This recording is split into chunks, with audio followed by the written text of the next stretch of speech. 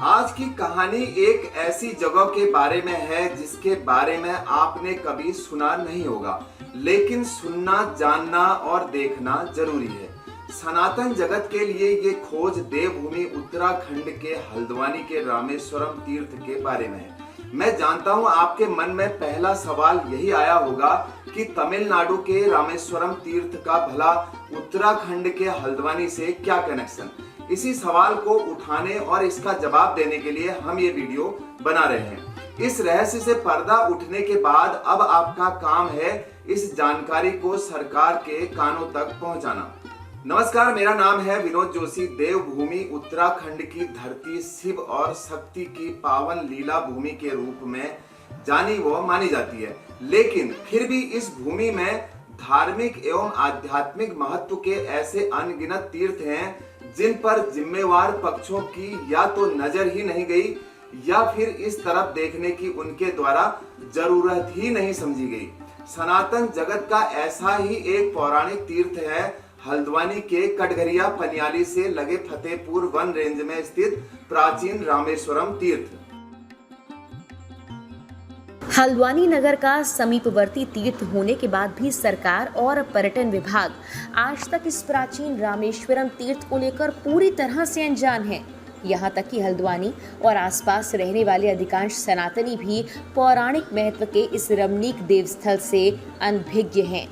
हाँ, कटघरिया पनियाली क्षेत्र के कुछ लोग इसे सीताराम बाबा स्वर्गाश्रम के रूप में अवश्य जानते हैं, लेकिन यहाँ की धार्मिक और आध्यात्मिक महत्ता से बहुत कम लोग ही परिचित हैं। हल्द्वानी के कटघरिया से पनियाली की ओर लगभग 5 किलोमीटर दूर रमणीक और घने वन क्षेत्र में स्थित रामेश्वरम तीर्थ और सीताराम स्वर्गाश्रम के लिए 4 किलोमीटर कार और 2 पहिया वाहनों से और पनियाली गांव की अंतिम आबादी क्षेत्र से तकरीबन 1 किलोमीटर हल्की चढ़ाई चढ़कर आसानी से पहुंचा जा सकता है। आध्यात्मिक आभा का ये अलौकिक स्थल चारों ओर से घनी झाड़ियों से घिरा हुआ है। पनियाली स्त्रोत कटघरिया के इस पंचवटी स्वर्गाश्रम को स्थानीय लोग सीताराम बाबा आश्रम के नाम से ही जानते हैं। तो इस वक्त हम मौजूद हैं हल्द्वानी के रामेश्वरम। ये आप देख सकते हैं श्री रामेश्वरम, और रामेश्वरम को हल्द्वानी में जान करके अवश्य ही बहुत से दर्शक आश्चर्यचकित होंगे कि हल्द्वानी में भी प्राचीन पुरातन स्थल रामेश्वर महादेव जी क्या मौजूद हैं, जहां 2 शिव पिंडियों के रूप में दक्षिण भारत के रामेश्वर की तरह यहाँ मौजूद हैं। और आपको मैं सीधे लिए चलता हूँ कि ऐसे वियावान जंगल में, ऐसे वियावान स्थल पर एकांतवास में, जहाँ की भरी दोपहरी में भी हम लोग बड़े डर के पहुँचे हैं, ऐसे स्थान पर रह करके लोक कल्याण के लिए, जगत कल्याण के लिए साधना करने वाले एक संत से आपको रूबरू करवाते हैं। गुरु जी, आपका शुभ नाम जानना चाहेंगे कभी? गोपाल दास जी हैं, गुरु जी का नाम गोपाल दास जी है। गुरु जी, आप यहाँ पर कितने समय से हैं? 15-20 वर्ष से गुरुदेव यहाँ पर साधना कर रहे हैं जगत के कल्याण के लिए, लोक मंगल के लिए। बहुत कम लोग इस चीज़ को, मतलब लोगों के लिए बहुत विशेष आश्चर्य का विषय है कि आध्यात्मिक जगत में ऐसी भी विराट विभूतियाँ हैं कि जो लोग लोक कल्याण के लिए अपने जीवन को समर्पित किए हुए हैं। और हल्द्वानी के रामेश्वर में गुरुदेव यहाँ पर लोक कल्याण के लिए साधना करते हैं। गुरु जी, आप ये बताइए कि आप इतने निर्जन वन में रहते हैं, क्या आपको कभी कोई भय, डर इस तरह का कोई? नहीं, यहाँ कोई डर नहीं है। तो आप मतलब जो आप निर्भय रहते हैं, इस निर्भय रहने का आपका क्या रहस्य, क्या कारण है? आप किसको अपना इष्ट मानते हैं और किस तरह से आप निर्भय हैं? अच्छा, बहुत सुंदर बात इन्होंने कही कि ईश्वर की शरणागत होने के बाद भय करना, विधाता की विधि का अपमान करना है। बहुत ही सुंदर सार आपने प्रकट किया। मुझे आप आधुनिक वर्तमान समय में ये हल्द्वानी क्षेत्र की जनता के नाम, जैसे हल्द्वानी में श्री रामेश्वरम मंदिर है, बहुत कम लोग जानते हैं, तो उनके लिए आप क्या कहना चाहोगे अपनी ओर से? बहुत सुंदर बात आपने कही कि भगवान का भजन करना चाहिए। बहुत ही सारगर्भित बात यहाँ पर गुरुदेव बता रहे हैं कि ईश्वर का भजन करना चाहिए और ईश्वर के भजन से ही शांति की प्राप्ति होती है, और भजन ही जीवन का असली आनंद है, और भजन में आप सदैव संलग्न रहें। बहरहाल यह स्थान अपने आप में अद्वितीय है, अपने आप में अलौकिक है। कुछ एक चीज़ और बताइए, यहाँ पर मेले वगैरह कुछ इस तरह का किन किन पर्वों में होता है?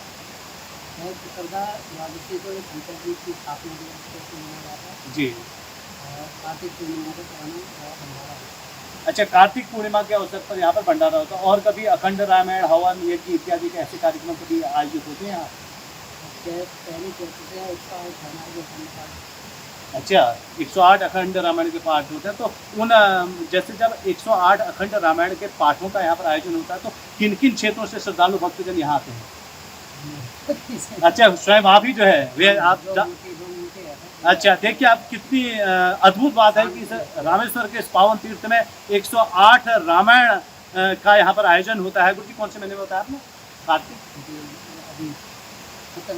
अच्छा अच्छा अच्छा, भंडारा हुआ तो 108 अखंड चैत के माह में 108 अखंड रामायण का यहाँ पर पहली नवरात्रि से शुरू होता है और केवल बाबा जी और उनके 3.5 महीने तक यह कार्यक्रम चलता है, बाबा जी बता रहे हैं। और इनके कुछ शिष्य जन, 2-1 शिष्य जन ही बैठ करके इस बड़े विराट कार्यक्रम को लोक कल्याण के लिए संपन्न करते हैं। अब आप समझ सकते हैं कि हल्द्वानी के रामेश्वर की आदिकालीन महिमा कितनी अद्भुत है, कितनी प्राचीन है, क्योंकि सीताराम बाबा जी की तपोस्थली रही है। उससे पूर्व का इतिहास हम खोजने का प्रयास करेंगे। बहरहाल हल्द्वानी के स्वर्ग आश्रम के नाम से जाने जाने वाला यह पावन तीर्थ स्थल गुमनामी के साए में गुम है और सरकार को चाहिए कि इन तीर्थ स्थलों को विकसित करने के लिए विशेष योजना बनाए ताकि यह स्थल लोगों की कल्याण का साधन भी बने और साथ में तीर्थ गमन की, तीर्थ यात्राओं की मर्यादाएं भी बनाए ताकि तीर्थों की मर्यादा बनी रहे,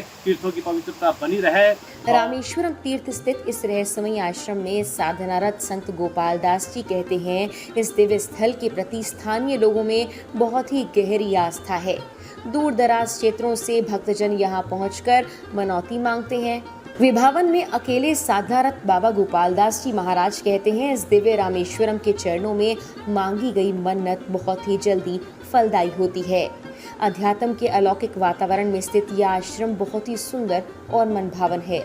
घने जंगलों के मध्य कलकल धुन में बहती एक छोटी सी नदी इस देवस्थल की शोभा को और भी आनंदमय बना देती है। बताया जाता है कि वनों से घिरे इसी क्षेत्र में प्रसिद्ध संत नानतिन बाबा जी ने मां पीताम्बरी की साधना कर अलौकिक सिद्धियां प्राप्त की। रामेश्वरम तीर्थ स्थित सीताराम बाबा आश्रम के एकमात्र सेवक और संत गोपाल दास कहते हैं, यहाँ बिजली की स्थायी व्यवस्था नहीं, सोलर लाइट के सहारे किसी तरह धार्मिक अनुष्ठान और नित्य पूजन आदि संपन्न किए जाते हैं। आश्रम के ऊपरी हिस्से से आने वाले गधेरे से वर्षा काल में भूमि कटाव बहुत सामान्य बात है। एक अतत पत्थरों की कच्ची दीवार के सहारे आश्रम की सुरक्षा व्यवस्था है। बाबा गोपाल दास कहते हैं, 80 के दशक की शुरुआत से महान तपस्वी योगी श्री श्री 1008 सीताराम महाराज जी यहाँ निरंतर साधना में संलग्न रहते थे। उनकी उपस्थिति में यहाँ वक्त वक्त पर अनेकों धार्मिक कार्यक्रम आयोजित होते थे। संत महात्माओं और दर्शनार्थियों का यहाँ आवागमन रहता था। हर एक कार्तिक पूर्णिमा के पावन अवसर पर विशाल मेला लगता, जिसमें पश्चिमी उत्तर प्रदेश और उत्तराखंड के हजारों भक्त आते थे। उन्होंने कहा, महान योगी सीताराम बाबा अलौकिक सिद्धियों के स्वामी थे। गोपाल दास के अनुसार सीताराम महाराज की आयु का कोई निश्चित अनुमान किसी को नहीं था। गुरु परंपरा से मान्यता है कि वो लगभग 350 वर्ष तक स्वस्थ जीवित रहकर अपने इष्ट देव भगवान श्री राम और अपने परम आराध्य भगवान रामेश्वरम की साधना में निमग्न रहे। उनके स्वधाम गमन के कुछ वर्षों बाद उनके पौत्र शिष्य श्री 108 बजरंग दास जी महाराज ने इस दिव्य स्थान को सिंचित और जागृत रखा।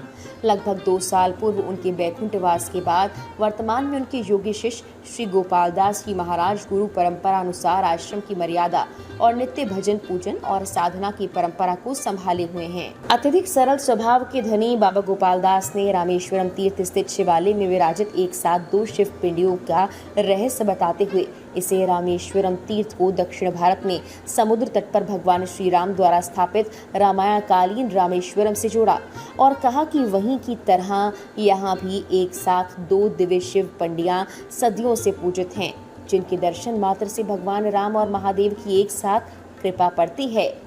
बहरहाल प्रकृति के सुंदर आंचल में स्थित ये प्राचीन रामेश्वरम तीर्थ और सीताराम आश्रम बड़ा ही मनोहारी है। अगर सरकार अपने स्तर पर इस आश्रम को विकसित करने के प्रयास करे तो ये पौराणिक दिव्य स्थल धार्मिक पर्यटन और तीर्थाटन का एकमात्र अद्भुत केंद्र बन सकता है। मूलभूत सुविधाओं का यह घोर अभाव है। आने जाने का रास्ता कच्चा उबड़ खाबड़ है, प्रकाश आदि की व्यवस्था नहीं, आश्रम की छत फर्श भी कच्चे हैं, एक अदद धर्मशाला कक्ष की कमी आगंतुकों को परेशान करती है। ऐसे में अगर जिम्मेदार पक्ष इस दिशा में ईमानदारी से विचार कर पाए तो सनातन का ये दिव्य स्थल देश दुनिया को प्रकाशित करेगा। ये बात प्रसिद्ध वैष्णव संत मोहनाचार्य ने एक मुलाकात के दौरान कही। उन्होंने कहा कि वो अक्सर इस पुण्य तीर्थ पर पहुंचते हैं, लेकिन कई वर्षों से यहाँ की लगातार उपेक्षा मन को विचलित करती है। हमारी प्रतिपक्ष संवाद की टीम से विनोद जोशी, रमाकांत पंत, मदन मधुकर ने मिलकर इस कहानी को आपके सामने लाने का प्रयास किया है। अब आपकी जिम्मेदारी है कि आप इसे खूब शेयर करें।